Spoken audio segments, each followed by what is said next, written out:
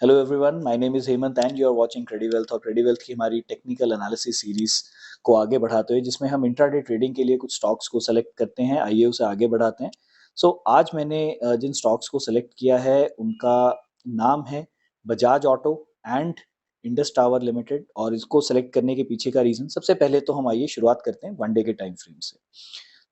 मैं गेस कर रहा हूँ आपने अगर मेरी कल की वीडियो देखी होगी तो उसमें हमने गोदरेज प्रॉपर्टीज के लिए जिस तरीके से हमने अपना ट्रेडिंग प्लान सेटअप किया था, आज हमें बहुत अच्छा उसमें एक ट्रेड मिला। काफ़ी अच्छी मूवमेंट भी हमें स्टॉक में देखने को मिली। मैं उम्मीद कर रहा हूँ कि आपको उससे सीखने के लिए बहुत कुछ मिला होगा। और अगर आपको ये कंटेंट अच्छा लग रहा है तो चैनल को लाइक एंड सब्सक्राइब जरूर कीजिए। तो देखिए, यहाँ पर बजाज ऑटो को सेलेक्ट करने के पीछे का रीज़न बहुत सिंपल है। अगर आप देखेंगे यहाँ पर मेरे पास सीरीज में अगर आप देखें तो दो कैंडल्स ने अपने प्रीवियस हाई को ब्रेक नहीं किया, लेकिन for the very first time यहाँ पर ना सिर्फ प्रीवियस कैंडल का लो ब्रेक हुआ है बल्कि एक बहुत ही अच्छी बियरिश कैंडल की फॉर्मेशन भी हमें यहाँ देखने को मिली है। और अगर मैं चार्ट जूम आउट करता हूँ तो आपको ये भी दिखेगा कि अगर इन केस ये मूवमेंट आगे भी कंटिन्यू रहती है तो ये स्टॉक आने वाले समय पे 5000 रुपीज के लेवल्स तक को भी टारगेट कर सकता है। तो एक काफी अच्छा दिन कल के दिन बजाज ऑटो के अंदर हो सकता है। तो आइए एक बार इसको 15 मिनट के टाइम फ्रेम पर स्टडी कर लेते हैं। तो देखिए, बहुत सिंपल सा हमारा यहाँ पर ट्रेडिंग प्लान रहेगा।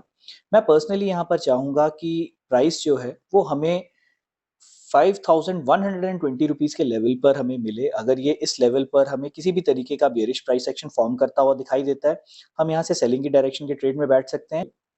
कम से कम हम 5040 या प्रीवियस डे लो तक के टारगेट्स को यहाँ पर एक्सपेक्ट करके चल सकते हैं। लेकिन बाय एनी चांस अगर सपोज कीजिए प्राइस की ओपनिंग फ्लैट होती है और फ्लैट ओपनिंग के बाद अगर ये एक बहुत अच्छा बेयरिश पैटर्न यहाँ पर बनाता है, अगेन हम यहाँ से सेलिंग की डायरेक्शन में बैठ सकते हैं। लेकिन यहाँ पर आपने ध्यान देना है कि प्राइस कहीं बेयरिश कैंडल बनाने के बाद एकदम से रिवर्सल मोड के अंदर ना आ जाए, क्योंकि तब हो सकता है कि शायद वो पहले एसएल हंटिंग करे एंड देन उसके बाद वो वापस से यहाँ पर गिरना स्टार्ट कर दे। अब देखिए, मैं ऐसा क्यों कह रहा हूँ, बहुत ज़्यादा प्रोबेबिलिटी इस चीज़ की रहती है कि जो हम पैटर्न प्रीवियस डे में बनता हुआ देख रहे हैं, वही पैटर्न हमें आने वाले समय पर रिपीट होता हुआ भी दिखाई दे सकता है। एग्ज़ाम्पल के लिए अगर आप देखेंगे, तो आज के दिन पे प्राइस ने क्या किया, एक बहुत ही अच्छा सिंपल ट्रेड सेटअप था। प्राइस ने फ्लैट ओपनिंग के बाद इस लेवल को ब्रेक किया, एक अच्छी बियरिश कैंडल भी बनाई, लेकिन उसके बाद it just went up and बहुत ज़्यादा प्रोबेबिलिटी इस चीज़ की थी कि आज मैक्सिमम जो आपके पास स्टॉप लॉस रहे होंगे, वो कहीं न कहीं इस लेवल के अराउंड ही पड़े रहे होंगे।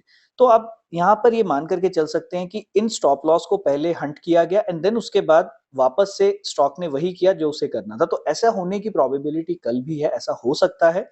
काइंडली यहाँ पर अगर आपको किसी भी तरीके का ऐसा सिग्नल मिले कि प्राइस अपनी मूवमेंट रिवर्स कर सकता है, तो आप वहां से बच करके निकलने की कोशिश कीजिएगा।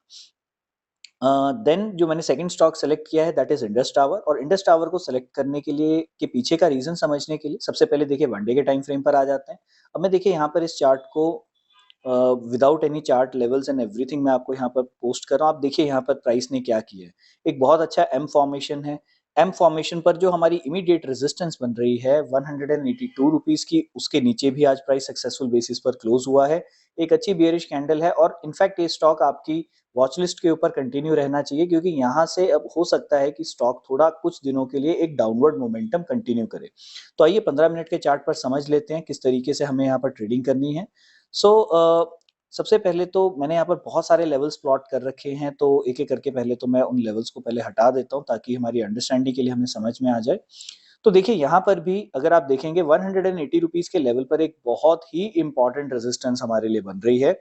और अगर हम यहाँ पर प्राइस मूवमेंट को देखें भी, तो प्राइस की एक आदत है, एक एक ये हमेशा जब कभी भी स्टॉक अपने डाउन ट्रेंड के अंदर रहता है तो वो हमेशा अपने प्रीवियस स्विंग को रिस्पेक्ट करता है। एग्जांपल के लिए आप यहाँ पर भी देख सकते हैं, यहाँ पर एक बहुत अच्छा स्विंग बना था 20 सितंबर को। एक इनिशियली काफी तेज मूवमेंट आने के बाद स्टॉक ने रिकवरी करी एंड देन उसके बाद प्राइस नीचे की तरफ आया।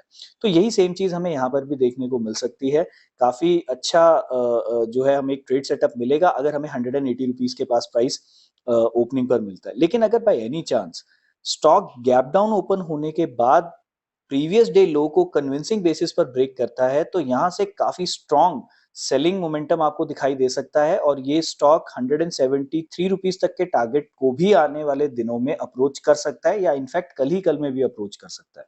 अदरवाइज अगर प्राइस हमें 180 रुपीस के लेवल पर मिलता है, तो मैं 180 रुपीस पर किसी रिवर्सल पैटर्न फॉर्मेशन की वेट करूंगा और मेरा टारगेट कहीं ना कहीं 176 रुपीस का हो सकता है। तो अगर आपको ये कंटेंट पसंद आ रहा है तो चैनल को लाइक एंड सब्सक्राइब करना ना भूलिए।